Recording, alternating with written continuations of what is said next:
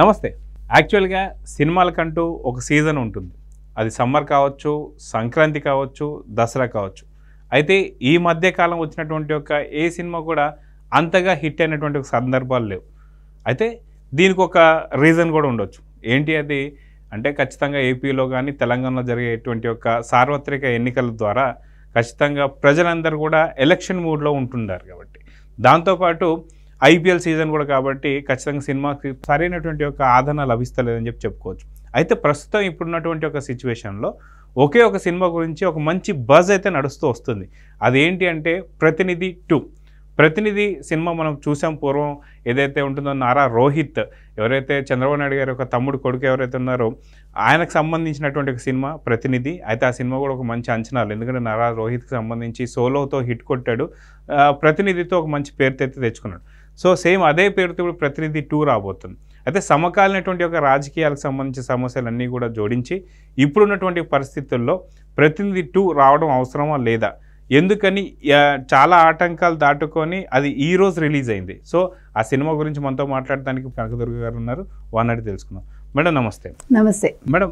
ప్రతినిధి అనేది ఇంతకుముందు గతంలో కూడా మనం చూసాం. ఏదైతే సమకాలీన రాజకీయాలకు సంబంధించి ఏదైతే ఫస్ట్ పార్ట్లో చూస్తే సీఎంని కిడ్నాప్ చేసి అసలుకి ప్రజలకి కావాల్సినటువంటి ఒక పనులేంటి, సీఎం ఎందుకని నిర్లక్ష్యంగా వహిస్తున్నాడు, దీన్ని సీఎం దాకా తీసుకెళ్ళాడు లేదా పై స్థాయి దాకా తీసుకెళ్ళాలంటే కంప్లైంట్లు కానీ అవన్నీ ఎన్ని ఇచ్చినా సరే వాటి వల్ల ఎటువంటి ఒక ఉపయోగం లేదు అని చెప్పేసి అర్థం చేసుకొని కిడ్నాప్ చేసి ఆ యొక్క కథ చాలా ఇంట్రెస్టింగ్గా తీసుకెళ్ళాడు.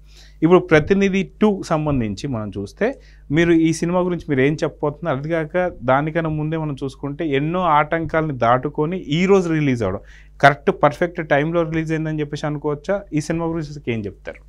అంటే కొన్నిసార్లు చెడు మంచికి దారితీస్తుంది అంటారు కదండి. అలాగే ఈ సినిమా రిలీజ్కి ఎవరైతే అడ్డుకున్నారో వాళ్ళకి తెలియకుండా వాళ్ళు దర్శకుడిని ఎత్తిన పాల్పోసారు. లేకపోతే ఎల్లుండ ఇంకా 2 రోజులు ఎలక్షన్స్ పెట్టుకుని ఇవాళ ఈ సినిమా రిలీజ్ అవ్వడం అంటే అది నిజంగా సినిమా తీసిన వాళ్ళకి మంచి విషయం. అది వాళ్ళు ఎవరైతే చెడు చేయాలనుకున్నారో వాళ్ళకి చెడు అవుతుంది తప్ప వీళ్ళకి అవ్వదు.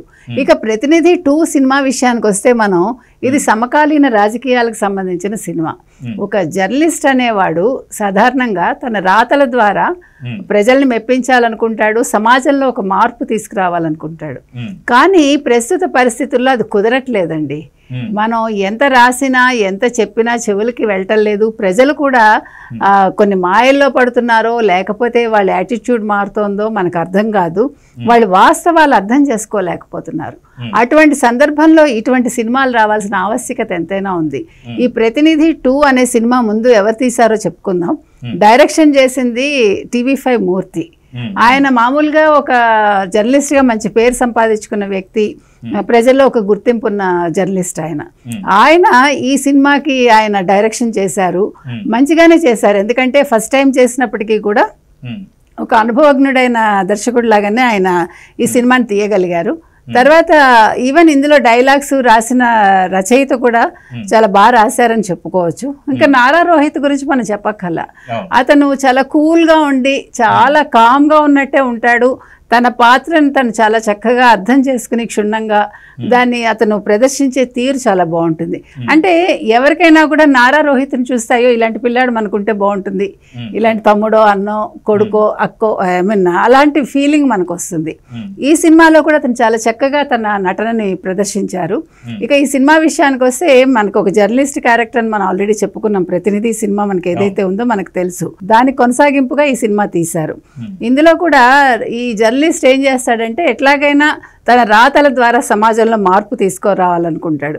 కానీ ఎప్పుడైతే అది సాధ్యం కాదనుకుంటాడో తన కళాన్ని పక్కకు పెట్టేస్తాడు. అంటే అదొక ఏమనాలి, అక్కడ ఒక మనకి రాజకీయాల్లో ఉన్నటువంటి కొంత సమస్యల వల్ల కళాన్ని వదిలేసి కత్తి పట్టుకున్నాడు అనుకోవచ్చా? తప్పకుండా. అంటే మామూలుగా అసలు అంటారు కత్తి కంటే కలం పదునైంది అని.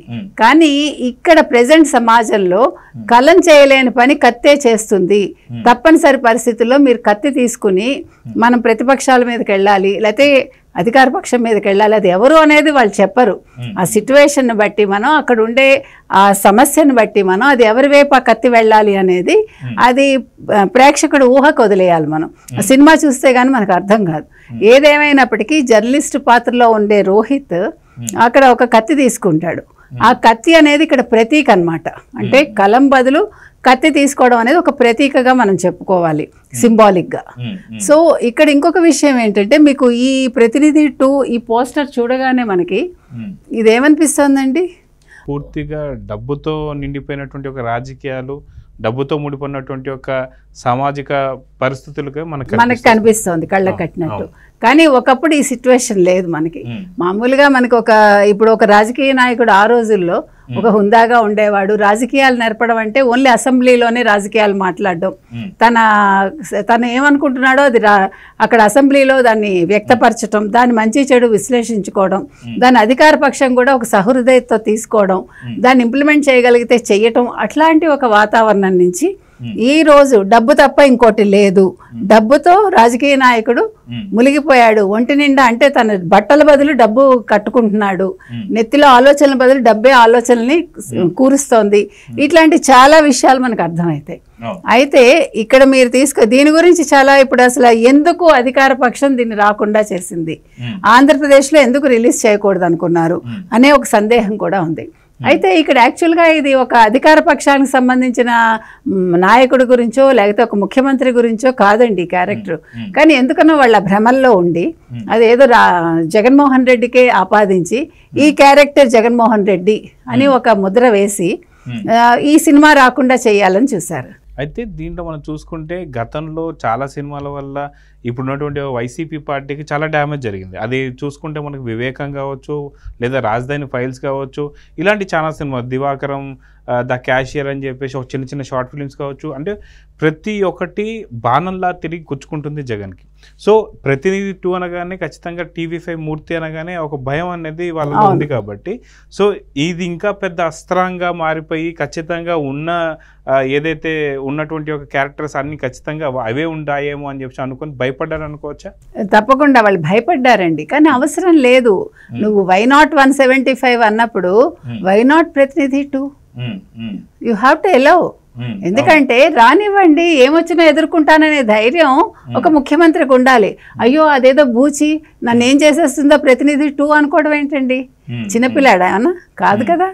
సో ఏమొచ్చినా కూడా రాని, ప్రజలు నిర్ణయం తీసుకుంటారు, నేను చేసిన సంక్షేమాలు నన్ను కాపాడతాయి అనుకోకుండా అది రాకూడదు ఇది రాకూడదు, మీరు ఇలా తప్పు చేస్తున్నారు ఒప్పు చేస్తున్నారు, వీళ్ళని జైల్లో పడేద్దాం, అది కాదు కదా ఒక ముఖ్యమంత్రి అన్నవాడు చేయాల్సింది. సో నేను అనేది ఏంటంటే ప్రతినిధి 2 అనేది 2 రోజులు ముందు రావడం అనేది నిజంగా ప్రజలకు మంచిది.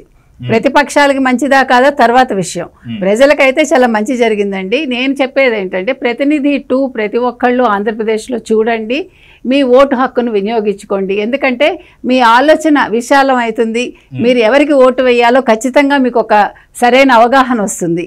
కాబట్టి నారా రోహిత్ ఈ సినిమాలో మెయిన్ కాన్సెప్ట్ కూడా వచ్చేసి ఓటుకు సంబంధించిన విలువ, ఒక ఓటు ద్వారా జరిగేటువంటి ఒక పరిణామాలు కానీ ఏదైనా సరే సిచ్యువేషన్స్, ఒక ఓటు మనం మంచివాడికి వేస్తే ఎలా ఉండబోతుంది, ఒకవేళ మన ఓటు అనేది చెడువాడికి పడితే మన జీవితాలే పూర్తిగా ఎలా మారబోతున్నాయని చెప్పి దాని మీద ఒక చిన్న మనం చూస్తాం. ఏంటంటే మీరు ఒకవేళ ఓటు వేసేటువంటి ఒక హక్కు వచ్చిన తర్వాత మీ ఓటు మీరు వినియోగించుకోకపోతే ఖచ్చితంగా ఎందుకని వినియోగించుకోవట్లేదు, ఒకవేళ బద్ధకస్తంగా మీరు చేయలేకపోతే చచ్చిపోండి అన్నట్టుగా, అంటే చాలా స్ట్రాంగ్ మెసేజ్ని అయితే నారా రోహిత్ ఇచ్చాడు.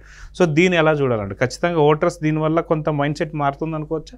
తప్పకుండా. ఎందుకంటే ఇప్పుడు సాధారణంగా అందరూ ఏమనుకుంటారా, నేను ఎందుకులే పక్కవాడేస్తాడు, ఇప్పుడు నేను వెళ్ళకపోతే ఏమైపోతుంది, గెలిచేవాడు ఎలాగా గెలుస్తాడు అంటే ఇట్లాంటి యాటిట్యూడ్ ఉంటుంది. కాబట్టి శ్రీశ్రీ గారు కూడా అంటారు కదా, మనసు కుళ్ళిన వయసు మళ్ళిన సోమర్లారా చావండి అంటాడు ఆయన. నిజంగా అది కరెక్ట్ అండి. ఎందుకంటే ఓటు హక్కు మనకి అది మన హక్కు అండి, మనకి రాజ్యాంగం ఇచ్చింది. 18 ఏళ్ళు రాగానే అందులో ఈసారి యువత ఎక్కువ ఉన్నారు కాబట్టి యువత ఈ ప్రతినిధి 2 చూసి వాళ్ళ ఓటు హక్కును వినియోగించుకుంటే బాగుంటుంది. మీరు చెప్పినట్టుగా ఎవరికి వేయాలి ఎవరికి వేయొద్దు, మీకు నాకు ఈ వ్యక్తి ఇష్టము అని చెప్పి మనం ఒక చెడ్డ వ్యక్తికి వేసామనుకోండి, రేపొద్దున అది మనకే తగలచ్చు, భూమిరంగు అవ్వచ్చు, మన చేతుల్లో లేదు అది. ఇప్పుడు నేను ఒక వ్యక్తిని చాలా మంచివాడు అనుకుంటా, కానీ నాకు అవసరమైనప్పుడు ఆ వ్యక్తి ఎటువంటి వాడో నాకు అర్థమవుతుంది. లేదు ఒక సందర్భంలో అతను నాకు చెడు చేయొచ్చు, మనకు తెలియదు. సో లుక్స్ ఆర్ డిసెప్టివ్ అంటారు. సో మనం మనిషిని చూడగానే ఒక అభిప్రాయానికి రాకూడదు. మనం ఒక మనిషితోటి మెలిగితేనే మనకు తెలుస్తుంది. ఇప్పుడు 5 ఏళ్ల పాలనలో జగన్మోహన్ రెడ్డి ఎలాంటి వాడు అనేది ప్రజలకు అవగతమైంది. సో అందుకని ఇలాంటి సినిమాలు చూసి జగన్మోహన్ రెడ్డికి వేయాలా లేకపోతే తెలుగుదేశం వాళ్ళకి వేయాలా చంద్రబాబు నాయుడుకి వేయాలా ప్రజలు నిర్ణయించుకోవాలి. ఇప్పుడు ఇది ఎవరి మీద ఎవరు ఏది రుద్దట్లేదండి. ఈ సినిమా నువ్వు చూసేసి ప్రతిపక్షానికే వెయ్యి లేకపోతే అధికార పక్షానికే వెయ్యి అని ఎవరు చెప్పట్లా. వాళ్ళ విచక్షణకు వదిలేసి అందరూ చదువుకున్న వాళ్ళు ఎక్కువ ఉన్నారు కాబట్టి ఈ సినిమా చూసి మీ నిర్ణయాధికారం మీరు తీసుకోండి. మీరు ఏది మంచి అనిపిస్తే మీకు ఎవరు మంచి చేస్తారు, ఎవరి వల్ల మా ఆస్తులు బాగా ఉంటాయి, ఎవరి వల్ల మా జీవితానికి భద్రత ఉంటుంది, ఎవరి వల్ల మా చదువులు కొనసాగుతాయి, ఎవరి వల్ల మాకు ఉద్యోగ భద్రత వస్తుంది, రాష్ట్రం బాగుపడుతుంది, ఇవన్నీ ఆలోచించుకుని వాళ్ళు ఓటు వేస్తే బాగుంటుంది. సో చూద్దాం మేడం ఏం జరగబోతుంది. సో మే 13న పోలింగ్ జరగబోతుంది కాబట్టి ఖచ్చితంగా ప్రతినిధి 2 మాత్రం మీకు ఒకటే సందేశాన్ని ఇవ్వబోతుంది.